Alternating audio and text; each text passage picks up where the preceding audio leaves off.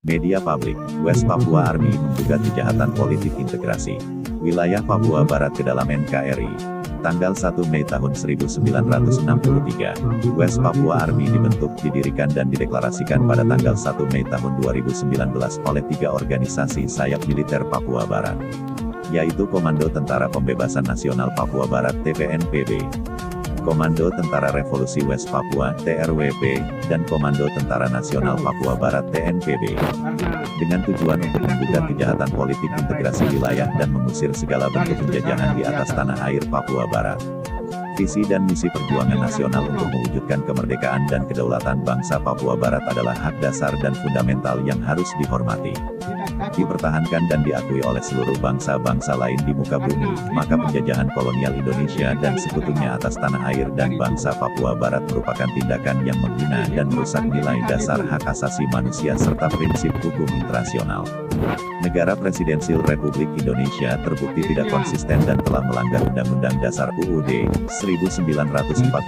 alinea pertama yang menyatakan bahwa kemerdekaan adalah hak segala bangsa. Maka penjajahan di atas bumi harus dihapuskan karena tidak sesuai dengan peri kemanusiaan dan peri keadilan. Berdasarkan hak asasi manusia UUD 1945 dan hukum internasional yang berkuasa, maka rakyat bangsa Papua Barat telah menyatakan kemerdekaan dan kedaulatan penuh atas wilayah, tanah, air, udara, dan seluruh makhluk yang hidup di dalamnya. Perjuangan kemerdekaan bangsa Papua adalah sah dan mutlak di hadapan segala nilai dan hukum yang berlaku di muka bumi, sehingga harus dihormati, dipertahankan dan diakui oleh segenap bangsa-bangsa, termasuk Organisasi Perserikatan Bangsa-Bangsa PBB.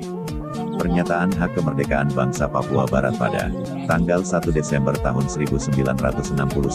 melalui Manifesto Politik Parlemen New Guinea di bawah pengawasan kolonial pemerintah Belanda telah mendapat ancaman dan invasi operasi militer secara besar-besaran oleh kolonial pemerintah Indonesia berdasarkan perintah Presiden Soekarno dalam pidato Trikora pada tanggal 19 Desember tahun 1961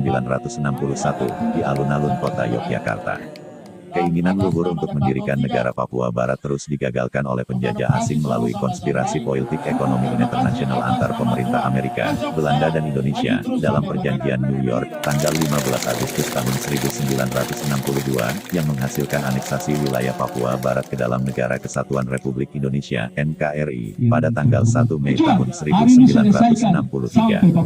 Perjanjian New York merupakan tindakan ilegal dan cacat moral, karena tidak melibatkan bangsa Papua Barat sebagai pihak yang memiliki hak mutlak atas tanah air Papua Barat.